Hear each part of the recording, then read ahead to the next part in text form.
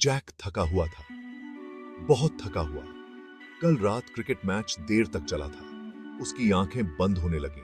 Computer screen धुंधली हो गई। उसका सिर कीबोर्ड पर जा लगा। थंप! उसके सिर के कीबोर्ड से टकराने की आवाज से वह 1 सेकंड के लिए उठ गया, लेकिन सिर्फ 1 सेकंड के लिए। नींद ने फिर से अपने कब्जे में ले लिया। सर, सर, उठिए! एक आवाज कानों में गूंजी। जैक की आंखें खुली। यह प्रिया थी, उसकी असिस्टेंट। प्रिया, क्या हुआ? उसने अपनी गाल से लार पोंछते हुए कहा। मैनेजर, सर, वो आपको ढूंढ रहे हैं और वो गुस्से में लग रहे हैं।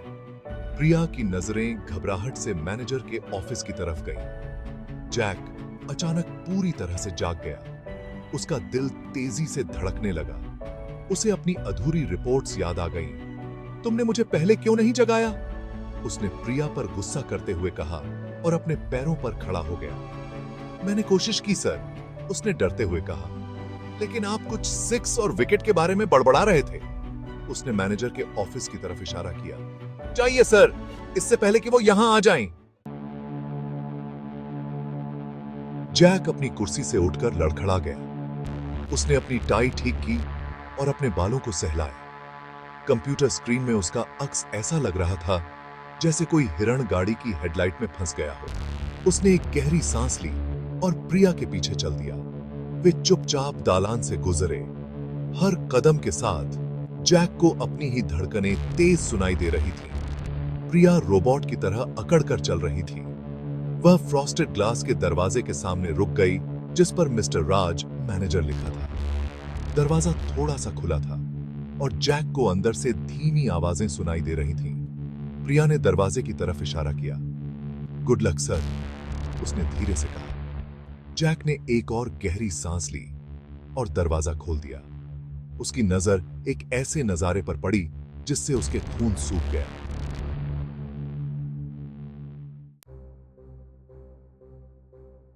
वहां मैनेजर की डेस्क पर बैठी थी मिस्टर राज के बगल में, उनका हाथ उनके कंधे पर रखे, और कोई नहीं बल्कि रिया थी। रिया, ऑफिस की सबसे खूबसूरत लड़की। रिया, जिस पर जैक का बहुत बड़ा क्रश था। रिया, जिसे बिजनेस ट्रिप पर बाहर जाना था। मिस्टर राज ने ऊपर देखा। उनके चेहरे पर एक नकली मुस्कान फैल गई। आह जैक, उन्होंने व्यंग्य से भरी आवाज में कहा, आपका आखिरकार हमसे जुड़ना कितना अच्छा हुआ।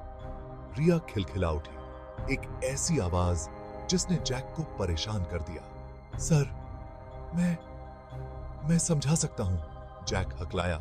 उसका दिमाग तेजी से दौड़ रहा था। क्या समझाओगे? मिस्टर राज गरजे, खड़े होते हुए, कि तुम कंपनी के समय पर सो रहे थे जबकि डेडलाइन मिस हो रही है। उन्होंने जैक पर उंगली उठाई। तुम निकाले जाते हो। जैक के अंदर गुस्सा दौड़ गया। उसने इस कंपनी के लिए बहुत मेहनत की थी और इस तरह निकाला जाना, रिया के सामने अपमानित होना, एक पाखंडी, औरतों के पीछे भागने वाले बॉस द्वारा, ऐसा नहीं होगा। जैक ने अपना फोन उठाया। ठीक है, उसने गुस्से में कहा, लेकिन आपको बता दूं, मैं आपको और आपके इस ऑफिस रोमांस को पूरी दुनिया के सामने बेनकाब करने वाला हूं। और उसने बेनकाब कर दिया। जैक ने सोशल मीडिया पर तस्वीरें, वीडियो और मिस्टर राज के अनैतिक व्यवहार के बारे में तीखी टिप्पणियां साझा की।